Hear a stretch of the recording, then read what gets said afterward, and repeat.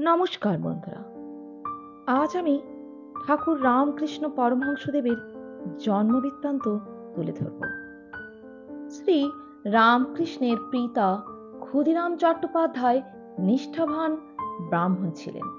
তার বাড়িতে রঘুবীর ও শীতলা দেবীর নিত্য সেবা ছিল। ক্ষুদিরাম খুব সরল, ধার্মিক আর উদার ছিলেন। রঘুবীর ও শীতলা দেবীকে তিনি নিজের আত্মীয়ের মতো ভালোবাসতেন, অতি আপনজন বলে ভাবতেন। শীতলা দেবীকে দেখতেও পেতেন তিনি। সকালবেলা যখন পুজোর ফুল তুলতে যেতেন, তখন তিনি দেখতেন ছোট একটি বালিকার বেশে শীতলা দেবী তার সঙ্গে সঙ্গে ঘুরছেন। অনেক সময় আবার ফুল গাছের ডাল নুইয়ে ধরছেন, যাতে ক্ষুদিরামের ফুল তোলা সহজ হয়। শ্রী রামকৃষ্ণের মা চন্দ্রমণিও ক্ষুদিরামের মতোই সরল ও উদার ছিলেন।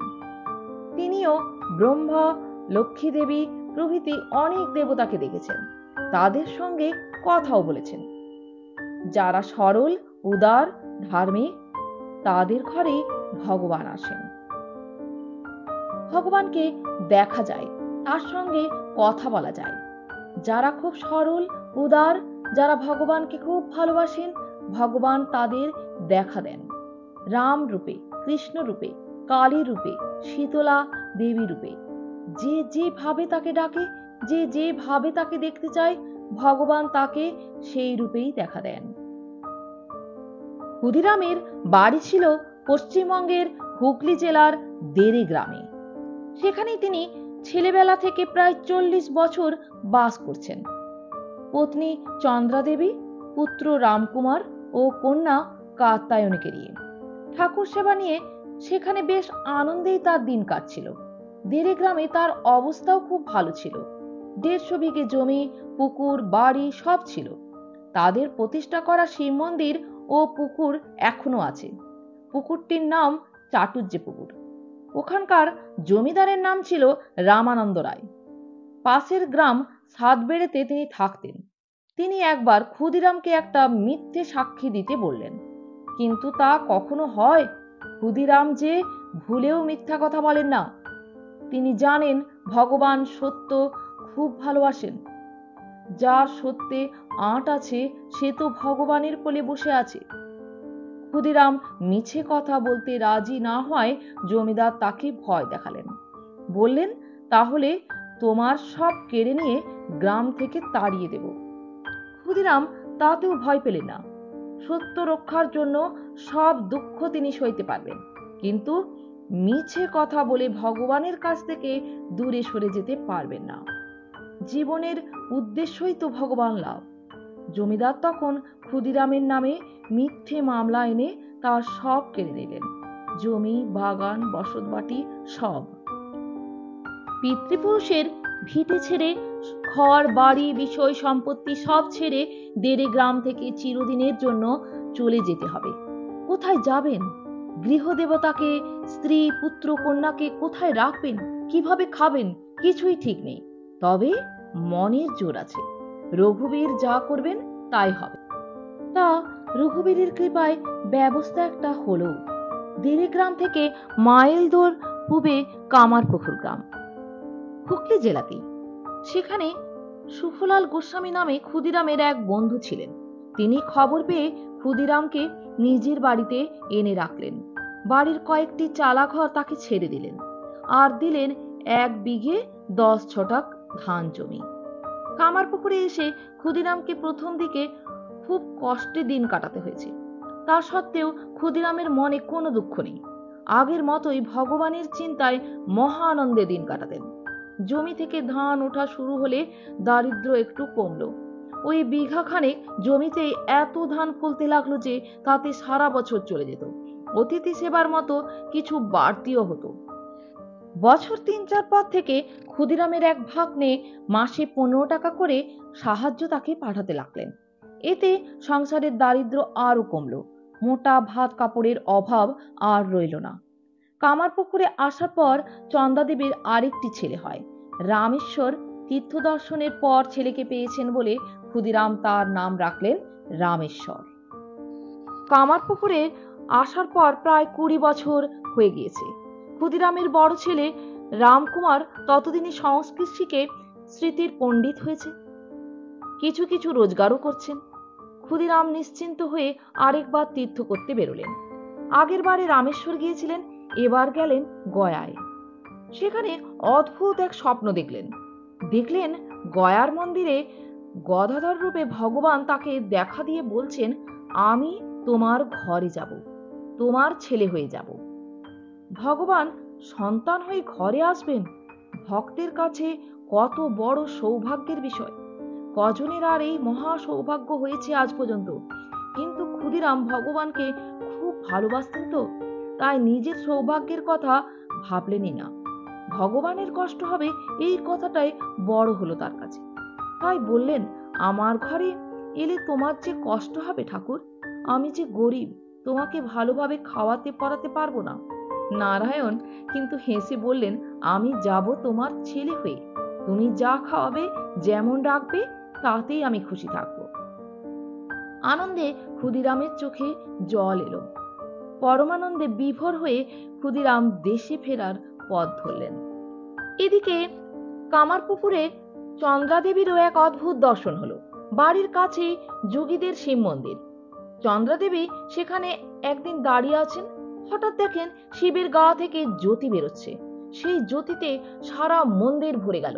তারপর মন্দির থেকে বেরিয়ে এসে সেই জ্যোতি চন্দ্রাদেবীর ভিতরে ঢুকে গেল। চন্দ্রাদেবী ভয় পেলেন, পরে বুঝেছিলেন ভগবান তার ছেলে হয়ে জন্মাবেন, তাই এখানে সেদিন জ্যোতির আকারে তার মধ্যে এসেছিলেন। ক্ষুদিরাম গয়া থেকে ফিরে এলে চন্দ্রাদেবী তাকে সব কথা বললেন। ক্ষুদিরামও গয়া স্বপ্নের কথা চন্দ্রাদেবীকে শোনালেন। তখন দুজনেরই জোর বিশ্বাস হলো ভগবান তাদের ছেলে হয়ে আসছেন। যেমন কৃষ্ণ রূপে এসেছিলেন দেবকী ও বাসুদেবের পুত্র হয়ে, যেমন রামচন্দ্র রূপে এসেছিলেন কৌশল্যা ও দশরথের পুত্র হয়ে, তেমনি আবার আসছেন তাদের পুত্র হয়ে। বুদ্ধ রূপে মায়াদেবী ও শুদ্ধোদনের পুত্র হয়ে, যিশু রূপে মেরি ও যোসেফের পুত্র হয়ে, আরো কত রূপে কতবারই তো ভগবান মানুষ হয়ে এসেছেন, তেমনি তিনি আবার আসছেন। মানুষ যখন ভগবানের কথা ভুলে যায়, তার কাছে যাওয়ার পথ হারিয়ে ফেলে, তখন ভগবান এভাবে মানুষ হয়ে এসে তার কথা আবার মনে করিয়ে দেন, তার কাছে যাওয়ার পথ দেখিয়ে দেন। বাসুদেব, দেবকী, মায়াদেবী, মেরি প্রভৃতি ভগবানকে পুত্ররূপে পাওয়ার আগে ক্ষুদিরাম ও চন্দ্রাদেবীর মতো কত কি দর্শন করেছিলেন। শ্রীরামকৃষ্ণ যখন চন্দ্রাদেবীর গর্ভে, তার রূপ যেন ফেটে পড়ত, আর কত সব দেবতাদের তিনি দেখতে পেতেন। ভগবান ছেলে হয়ে আসছেন, তাই সব মানুষকে তো বটেই, দেবতাদেরও চন্দ্রাদেবী নিজের ছেলের মতোই দেখতেন, ছেলের মতোই ভালোবাসতেন। একদিন হয়েছে কি, খুব রোদ্দুর তখন, হাসি চড়ে এক দেবতা এসে হাজির। মুখটি তার লাল। ব্রহ্মা এসেছিলেন। তা চন্দ্রাদেবী তো শাস্ত্র টাস্ত্র পড়েননি, ব্রহ্মার ছবিও দেখেননি, তিনি তাকে ব্রহ্মা বলে চিনবেন কি করে? ব্রহ্মার রং যে লাল, তা জানবেন কি করে? তিনি ভাবলেন রোদ্দুরে এসেছেন বলে দেবতাটির মুখ লাল হয়ে গিয়েছে, তাই আদর করে বললেন, ওরে বাপ হাসি চড়া ঠাকুর, রোদে তোর মুখখানি যে শুকিয়ে গিয়েছে, ঘরে আমানি পান্তা আছে, দুটি খেয়ে ঠান্ডা হয়ে যা। এই কথা শুনে ব্রহ্মা হেসে মিলিয়ে গেলেন। সকলকে ছেলের মতো ভালোবাসার ফলে চন্দ্রাদেবী তখন প্রতিদিন বাড়ির সবাইকে খাওয়াবার পর পাড়ায় একবার ঘুরে দেখে আসতেন সবার খাওয়া হয়েছে কিনা। যদি দেখতেন কারোর খাওয়া হয়নি, তাহলে তাকে বাড়ি এনে নিজের খাবার খাইয়ে দিতেন। তারপর একদিন সেই শুভক্ষণ এলো, ভগবান মানব শিশু হয়ে জন্মালেন। 1836 খ্রিস্টাব্দের 18ই ফেব্রুয়ারি 1242 সালের 6ই ফাল্গুন, বুধবার, শুক্লা দ্বিতীয়া তিথি, ভোরবেলা শ্রীরামকৃষ্ণ জন্ম নিলেন ঢেকিশালে। সেটাকেই আঁতুর ঘর করা হয়েছিল। তাছাড়া আর ঘর কই বাড়িতে? একটি ঠাকুর ঘর, রঘুবীর ও শীতলা থাকেন, আর একটিতে রান্না হয়, আর দুটি মাত্র থাকার ঘর। গ্রামের ধনী কামারণী দায়ের কাজ করলো, কিন্তু জন্মাবার পর ছেলেকে আর খুঁজে পাওয়া যাচ্ছে না। কি হবে, কোথায় গেল? শেষে দেখা গেল ছেলে কখন হরকাতে হরকাতে ধান সিদ্ধ করা উনুনের ভিতর ঢুকে গিয়েছে, আর দিব্যি ছাই মেখে শিব ঠাকুরটি সেজে চুপচাপ সেখানে শুয়ে আছে। কান্নাকাটি নেই।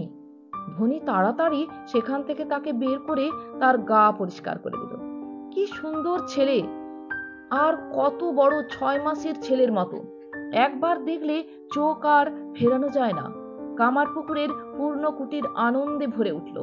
গ্রামের যে এসে ছেলেকে দেখে তারই বুক আনন্দে ভরে যায়। কামারপুকুর পল্লীর গাছে গাছে তখন নতুন পাতা গজিয়েছে, ফুল ফুটেছে কত, পাখিরা গান গাইছে, বসন্তের দক্ষিণা বাতাস শরীর মন জুড়িয়ে দিচ্ছে। ফুলে ভরা তরু শাখা, পাখি গান গায়, রামকৃষ্ণ রূপ ধরে এলো ভগবান। জন্মি আয় দেব শিশু উনুনে ঢুকিয়া, শিব সেজে হাসে গায়ে বিভূতি মাখিয়া। নমস্কার। পরবর্তী পর্বে থাকবে ঠাকুর রামকৃষ্ণ পরমহংসদেবের ছেলেবেলার কাহিনী। তো বন্ধুরা, আমার চ্যানেলটিকে সাবস্ক্রাইব করে নিয়ে বেল আইকনটি প্রেস করতে ভুলবেন না নিত্য নতুন ভিডিও পাওয়ার জন্য। ধন্যবাদ।